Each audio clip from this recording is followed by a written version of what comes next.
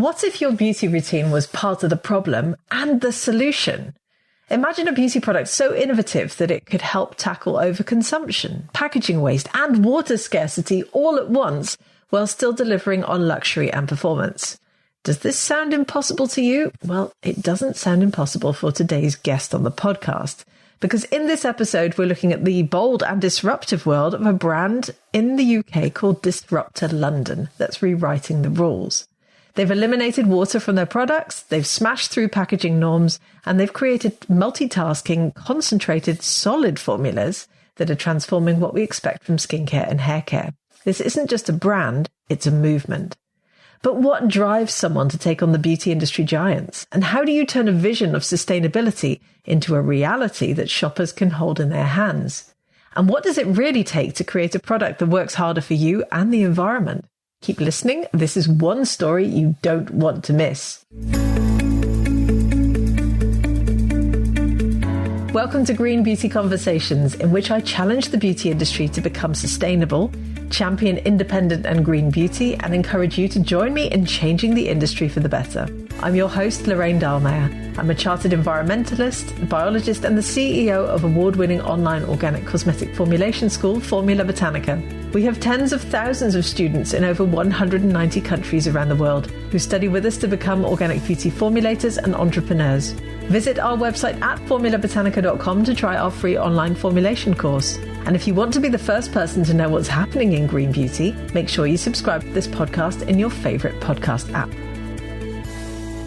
So in today's episode, I'm joined by Sira Naidu, co-founder of Disruptor London, a beauty brand that develops multi-purpose organic products to combat overconsumption with concentrated formulations that activate during use to address water scarcity concerns. Disruptor London is also plastic-free, vegan, upcycled, and boasts cruelty-free ingredients and packaging too, as well as being locally manufactured in small batches to reduce its carbon footprint. Sira is a Formula Botanica student on our International Organic Skincare Entrepreneur Program and has an impressive 2-decade career in the health and beauty industry. Hi, Sira. How are you doing today? Yeah, really good. The sun's out, so I'm really happy. What more do we want, right? This is how we all want to start podcasts. So for our listeners, can you please introduce yourself and your brand? Yeah, so I'm Sira. I'm the co-founder of a brand called Disruptor London, and we launched at the end of 2022. Amazing. Well, I mean, let's talk about what you make and sell then. Walk me through what Disruptor London is. So we're called Disruptor London because when we launched, it was really launching with a mission to disrupt the narrative around how we engage with personal care products. So for us, we have an ingredient philosophy for our brand, as well as a product development philosophy for our brand. And all of that is about how do we become more sustainable. So for us, it's eliminating water from our formulations, and that way it helps us circumvent unnecessary packaging, whether it be plastic or glass or aluminium. And we have solid, sustainable skin and hair care products with a multi-use ethos. Sounds wonderful. Well, can you walk us through what those products are? What sort of products do you sell at the moment? So as an example, we do a multi-use bar that combines the functions of shampooing, conditioning, cleansing, and shaving for all genders. And when we develop these products, we develop it with a mindset of problem solution. So they each address different skin and scalp concerns. Okay, well, this sounds like music to my ears. I love a multifunctional product. Can you give me an example of one that you sell at the moment? So we have a detox bar. The detox bar uses a synergy of different ingredients to help that supports a function to clarify the scalp as well as clarify the skin. So it's about that addresses issues like blemishes on more combination oily blemish prone skin, as well as detoxing a congested scalp. I love this so much. Well, we're going to get more into why you've got into solid formulations in a bit more detail later on in the interview. But tell me what led you to start Disruptor London? What inspired you to say, one morning, I'm going to start my own skincare or multifunctional skincare brand? So I've been in the beauty industry my entire career. My background is in chemical engineering, but straight from uni, I was working on a beauty counter at Clinique Cosmetics back in South Africa. And one thing led to another, and it's an industry that embraced me, and I equally embraced the industry, and I had lots of great progression in my career. So it's what I know, it's all I know.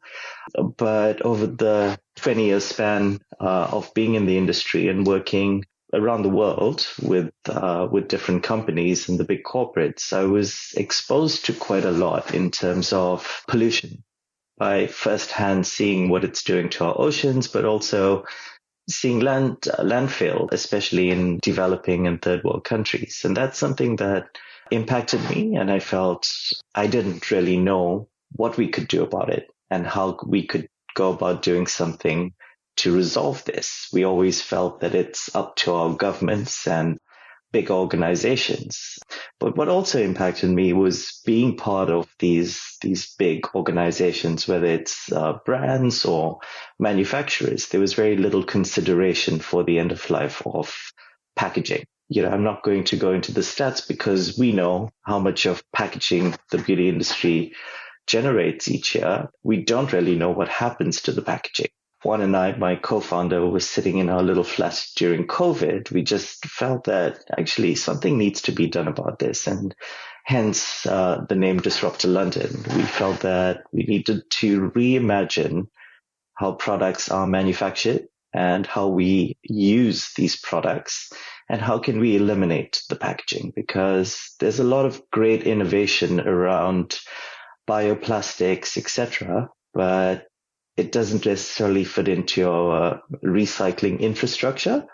And we don't have an infrastructure that's advancing at the same rate as the innovation in terms of materials. So while we're going through this period of being in limbo, as brands, we need to respond accordingly. Yeah. Wow. Well, I love that. And I'm very much aligned with everything you're talking about, as I think you know as well. So, I mean, you had this background in beauty sales, marketing, major brands that you've worked with. How was the transition to then creating and running your own brand all of a sudden? Nothing quite prepares you from taking a brand from zero to your first customer. I think we underestimate what it takes to do that from scratch, because I've always been in an environment where it was about growing sales, growing market share, growing our distribution, and taking it either as from a startup to a scale up, or from a scale up into global distribution. And that requires a certain skill set. But having all of this background and information, I thought it would be a lot easier getting a brand from zero to your first customer. And but it's probably the hardest thing I've ever done. But it's also the most rewarding thing I've ever done in my career, because you feel that once you get that first customer, that's not your friends and family. It's somebody that doesn't know you, but believes in your product, believes in your brand, and parts with their money. That reinforces that you're doing the right thing. And then it's about finding your second customer, 10th, 100th, etc. Oh, that is exciting. Well, congratulations on finding all of those customers, first and foremost, and getting your brand up and running, because as you say, it's not an easy thing to do, but a very rewarding thing to do. Paint me a picture for what it looks like. How many of you are there in the organization? You obviously mentioned your co-founder and partner. Who does what? Yeah, so, I mean, we're a very skeletal or small team. Juan's the software engineer, so he's responsible for all of the tech. We've got a custom-built website that we're very proud of, and it's something that was quite intentional when we set out to build a brand. Before we had our website, before we had a product, we were very clear in terms of what our purpose would be and why we need to exist. And putting people and planet first was fundamental. And we built our framework, or I'd say we call it our consideration framework for products, tech, etc. from there. So the reason we went with building out this custom website was because we didn't want to share customer data with third parties, etc. And a lot of the suites that exist, you're forced to do that. So he takes care of the tech. We both co-create when it comes to the creatives in finance and operations. He's built out a really nice ERP system that helps us with supply and demand, etc. And then I take care of all of the product development, manufacturing. And then where we need to, while we keep our FTE or headcount really skeletal, we pull in resources through agencies or independents from time to time. Yeah, got it. So you're the one formulating at the moment. Is that correct? Yeah. Yeah. And obviously you've studied with Formula Botanica as well. And you're now at the stage that you've got these multifunctional solid products. So let's talk a little bit about those. So developing solid products such as multitasking shampoos, conditioners, shave bars, it must have its own unique challenges. What have been the most complex part of formulating these multifunctional bars? I'd say the most complex part was the testing. And it took us quite a long time, probably close to 2 years in product development for testing formulas to ensure there's the efficacy and it does what it says it's going to do, but something that's also compatible with your skin, your scalp, your hair, your beard, because we wanted products that fit into our lifestyles and not having a wardrobe or shelfie of 20 different multi-step routines.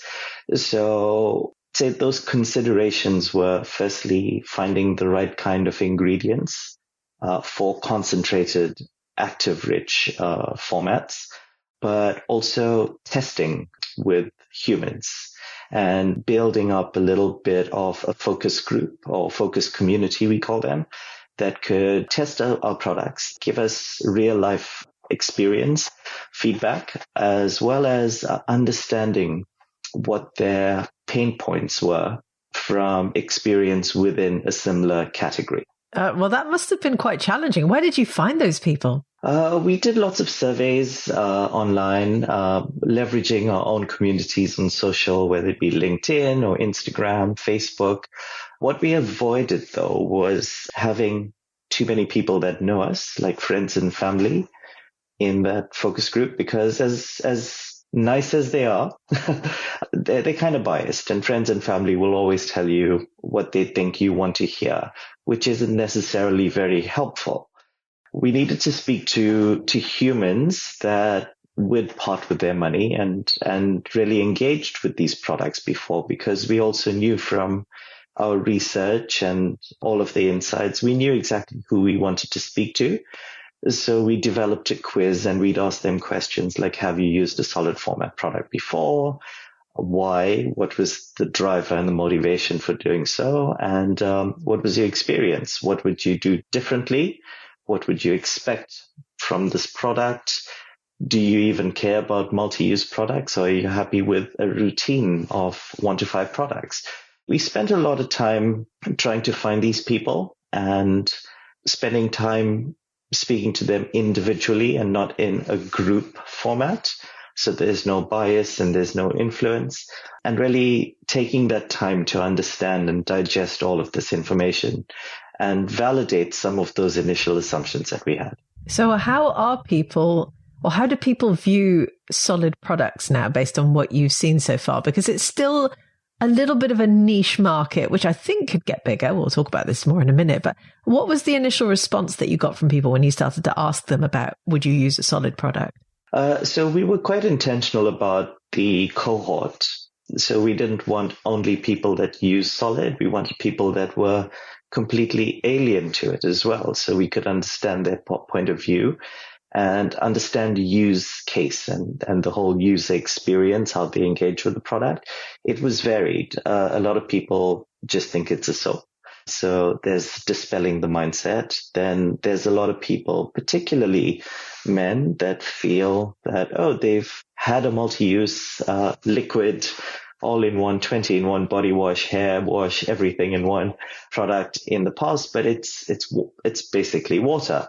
So it's really getting them to understand the functionality of this product and why we're doing or trying to do what we want to do. And being very, I'd say, prescriptive about how to use the product and not assuming anything. So that's the approach that we took, and the response was really encouraging. The response of having a product that's effective, that delivers on the bubbles and the foam, delivers on making my hair feel comfortable and manageable without being weighed down or flat or frizzy afterwards. And similarly with gentlemen with beards, for shaving body parts as well. It offers a nice lather and a cushion. The skin feels comfortable afterwards. So we were very specific in the type of questions we asked, depending on the use case, consolidated all of this feedback over probably 6 to 8 months. It took us quite a long time because we didn't want to rush through that. And then try to understand from them based on using the product over a certain period of time as well, because these bars are concentrated, they last a long time. Is it something that they would purchase in the future? And, the feedback is always mixed, but it's trying to identify patterns from there to form those building blocks of where do we go next. And now that your bars are out there in the world and people are buying them and selling them, are you getting the feedback that you were hoping for as well? Yeah, we only have organic reviews based on validated customer purchases on our website, and our reviews 4.98 out of 5 or something like that. Amazing. Which is encouraging. We have a lot of customers that are very vocal about moving away from, some of the big brands and leaders in certain categories and using our products. And then we also get feedback that, maybe we'd like a smaller format, so we could gift it to friends and family to test first. And we work, whether it's through social or the reviews on our website, even customers emailing us at the info@disruptor.london. And we get quite a lot of that, telling us that, we'd like to see more or different types of products. And that influences where we go next. That's really exciting. Well, it must be lovely as well to see all those organic reviews flood in. Congratulations. That is a wonderful achievement as well. So let's talk a little bit about whether you think then that solid formulations could ever be viewed as luxury or premium, because there's still this feel of it's just something I pick up, maybe I take on holiday with me. How are we going to transition the solid market to this premium feel? I think that's a really good question. When we're looking at the traditional formats, there's a spectrum of different products at different price points and how they speak to consumers in a different way, whether it be through their branding or packaging and formulas as well.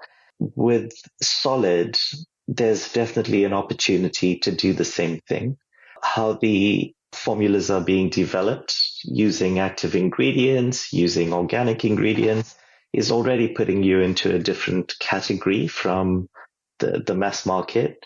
But it's how we tell our story, how we present our brand, whether it be through the use of creative imagery, video and storytelling, the packaging itself, and the whole user experience is, it's what we see as premiumization versus just a price point.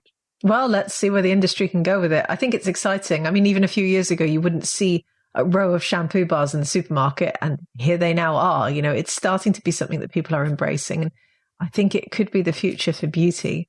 You touched on packaging there as well. And I know you have quite an innovative approach to packaging. Could you walk us through what you've been doing? With all of our solid formats, they work on your hair, they work on your skin, on your face and your body. But it's really important for that whole user experience. Just like a soap, if you're traveling with the soap, you need nice packaging for the soap that involves drainage, etc. And we couldn't really find anything like that in the market. And having that engineering mindset and constantly being inquisitive and inquiring, I decided to go back to the drawing board and design something of our own. So I upskilled in CAD. We started 3D printing and going down several rabbit holes with 3D printers, but we designed our own packaging to store or house the solid format bars. And it's great for either going to the gym, going swimming, going on holiday. So it's a bar that can fit into your lifestyle once again. So that's I'd say the overarching kind of theme in terms of the user experience. We want products that fit into your lifestyle without having you to think too much about it. And we use a compostable filament to print these. So it also fits into this whole kind of theme and ecosystem of sustainability. but it's got the built-in drainage. Your bar doesn't sit in a pool of water. It doesn't get messy. The response has been really encouraging on that too. I love that you're building that into your brand as well. And yes, we've all bought solid products, then put them in their packaging and then had them sat there in that pool of water, which is infuriating. So I love that you've come up with a solution with that drainage aspect, although it's very clever, because I remember you showed me before we met for this podcast that you then have a little lid that you put in the bottom so that you could then travel with it, and it's watertight, which is fantastic. So let's talk a little bit about sustainability, because I think that sort of touches on what we've already been talking about. Right at the beginning, you were saying, you've seen ocean pollution, you've seen the effects that we're having on our environment around the world. This was obviously a really big thing for you in terms of starting the brand. Talk to me a little bit more about what your principles are in terms of Disruptor London, in terms of sustainability. So with sustainability, it also comes back to that kind of consideration framework that we have. We're fortunately in a time where there's really no need for new brands, but there's an opportunity to be creative when it comes to innovation and why we need to exist. And I think we have an opportunity where we can, and an obligation to our customers to get them to understand why we're launching a new brand. Sustainability is not really a trend. It's essential, right? And that's how we see it. We see it more as our approach, where we need to have all of these considerations for the environment, for energy, for plastic, pollution, water scarcity, and all of these things. And once we started building out our framework and looking at benchmarking ourselves against corporations like B Corp, etc., and also the Soil Association, it made it really easy to eliminate so much from the brand. And when we were left with these very few but fundamental building blocks, we knew, okay, these are within the borders that we sit, and we can build our product from there. So that was how we started, and that was our approach to this. And of course, over time, with the research, talking to humans, etc., you fine tune on that. Like, something that we can't ignore is the climate crisis, and we know that the climate crisis is being fueled by overconsumption, but we don't feel that many people are talking enough about it or providing the solutions. So being a brand founder, we have this responsibility to provide more responsible solutions to our customers. And hence, we started to think about, okay, how do we get our products to work harder for us, but in a green way? So having a solid is great. That in itself isn't innovative anymore, because there's been pioneers in that field. But within that landscape of solid or waterless cosmetics, there's an opportunity to be a little bit more creative and approach it from a place where, how do we get these products to be work harder for us and be multi-use, so we eliminate unnecessary products in our routine and address issues like overconsumption. Yeah, well, it's an incredibly important topic, and you're right, hardly anyone is talking about it. And I actually think that solid products still are quite innovative, because there aren't still that many brands out there, particularly ones coming up with multitasking products like you are. Now, obviously, your sustainability, your consideration framework caught the attention of a sustainability score system called the Good For You scale. Can you talk us through a little bit about what happened? Oh, yeah. So Good On You, I think they've seen, we've had some media attention that's all been organic and great. And Good On You, we were on their radar. So a reporter or a journalist from there contacted us via the info and then social media. And we had a discussion. I didn't know too much about Good On You. I kind of had an idea of what they do in the fashion space, because they've got quite a big reputation. And of course, when somebody contacts you, you do your due diligence. I spoke to her. We had a really nice conversation, probably for about 2 hours, going into why we do what we do, all of the pillars that we focus on, which one of the big ones would be transparency, ingredient transparency. So we have a toggle on our website where customers can toggle between the inky name and the common name. And we talk in great depth, and we offer a lot of real estate on our website to all of the different ingredients that goes into our products, because we believe people should know what's going on their skin.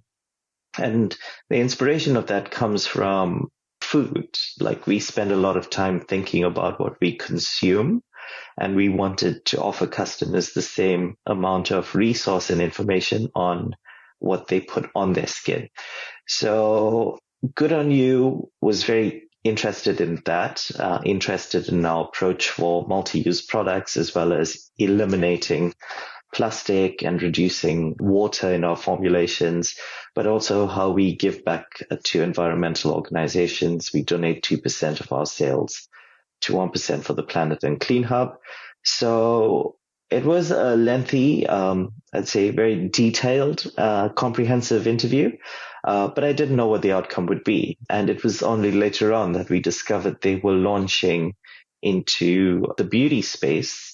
And as part of this initial cohort of, I think it was 250 or brands globally, we were being interviewed and cross-examined on pretty much every decision we've made, which is nice when, all companies and organizations are that thorough. We were on the same page. So that was great. And it was only once the results were published that we discovered that we were number one out of all of these brands. And we feel very honored and privileged to get the recognition from third parties and independents, because the scorecard is also based on publicly available information on your brand. It's not just what you tell them. It's things that can be verified as well. That was great. I can't say it's something that we worked towards, because the building blocks in terms of what we've done was fundamentals for building our brand. And it just so happens that it's resulted in this. Well, congratulations. I mean, that is an enormous achievement without even, as you say, having worked towards it. It's because you had the foundations in place. And so good on you. They interviewed, as you say, about 250 brands. Disruptor London was ranked number one on their beauty sustainability scorecard. I've just got it open here. They looked at a whole range of different issues, including things like ingredient transparency, packaging circularity, palm oil, climate targets, ecotoxicity, the lot. That is phenomenal. I mean, you must feel so proud to know that all the foundations you've put in place are starting to get that recognition. We do. And I think also what we take back from this is there's a lot of brands out there that we look up to because they've established themselves. They've built great communities and great brands. So to be in the company of those is excellent. But also, I think what speaks volumes, and it's so encouraging, is a lot of those brands are UK native brands. And in the beauty industry, historically, it would always be American brands that are leading the way.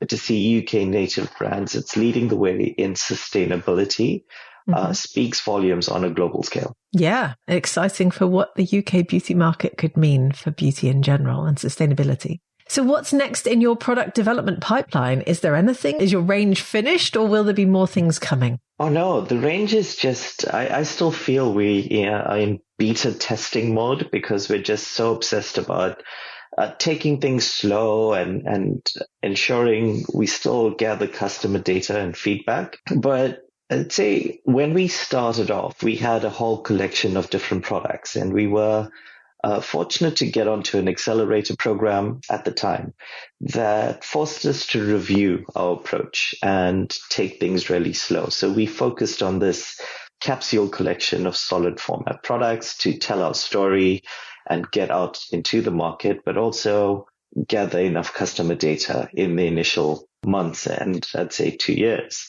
So now that we're comfortable and feel that we're building up a little bit of a community, it's time to be a little bit more experimental and innovative in terms of formats, textures. So there's a lot that's coming out in this space, not just for the hair and face, but for the body as well. I'm in my great, say, playground with our studio, where we can always test and experiment. So we're always open to widening and expanding our community of focused testers and that audience so we can gather more feedback. But there's a lot more. And like I said, we will maintain that ethos of trying to eliminate packaging from the range and be more concentrated in terms of our formulas, but we can experiment with form factors and textures. Yeah, exciting. I love the idea of you being in your playground there with all your ingredients and ideas for what else you could create. So one final question I have for you then is, there are a lot of people listening who are thinking about starting their own beauty brand as well. What advice would you give to aspiring beauty entrepreneurs who are thinking about balancing sustainability and innovation and growth ultimately in their business? Do your research and go slow. One of the most valuable things to do is understand the product market fit, but start talking to humans. And I think I've been talking a lot about that, but there's a lot of value in taking your time, talking to different people. It's easier to kind of test out with friends and family, but they are not the people that you're selling to. It's people that have used products, etc. You want to talk to them, gather feedback, establish and identify some patterns to validate the initial assumptions that you have, but support this with research like insights, data, trends, look at gaps in the market. But the reason people take that leap of faith, it's because firstly, you've got the confidence and the courage to do so, but also just think, what kind of difference do you want to make in the market? Yeah, I love that. Go slow and talk to humans. It's so simple, but often the simplest advice is the best. And it's something that I see a lot of beauty entrepreneurs resist. So I hope everyone's taking that message on board. Sira, thank you so much for joining me on the podcast today. It's been really interesting finding out about what you and Juan have created with Disruptor London. If people want to come and buy your products, if they want to come and learn more about you, where can they do so? So they can find us at disruptor.london on social, on our website, and all users, when they register to our newsletter, would also get 20% off their first purchase. Oh, amazing. But over and above that, we're always looking at new people coming into our community to test products before they launched and just be part of this, movement that we're trying to create. I love it. Well, all the best with Disruptor London. I will be watching and cheering you on every single step of the way. Thank you so much for joining me on the podcast today. Thank you, Lorraine. I would love to hear your thoughts on this episode. Are you using solid formulations yet? And how do you see the future of beauty incorporating multitasking products? Leave us a comment on our social channels, as both the Formula Botanica team and I love hearing from you. And if you want to hear more about some of the topics we talked about today, please do delve back into the podcast archives. Got 2 great episodes here for you. You could go and listen to episode 149, in which I interviewed Ben Grace of Subtract Skincare about solid formulations and the brands that he's created. Or go and listen to episode 94, in which I asked the question, how do we make solid formulations feel luxury? This is very relevant to the conversation we had today. There's a wealth of information in our old episodes, and I do encourage you to go back and listen to them. Thank you for joining Sira and I for this latest episode of Green Beauty Conversations. I really hope you enjoyed it. If you did, please do leave us a 5-star review so that other people can enjoy these conversations too. Make sure you subscribe to the podcast on Apple Podcasts or Spotify or whatever your favorite podcast app is, and stay tuned for the next episode. Follow Formula Botanica on Instagram, Facebook, YouTube, TikTok, Pinterest, LinkedIn, at Formula Botanica. We're everywhere. And come and give me a follow at Lorraine Dallmeier on Instagram and LinkedIn. Visit our website at formulabotanica.com and sign up for our free online formulation course today.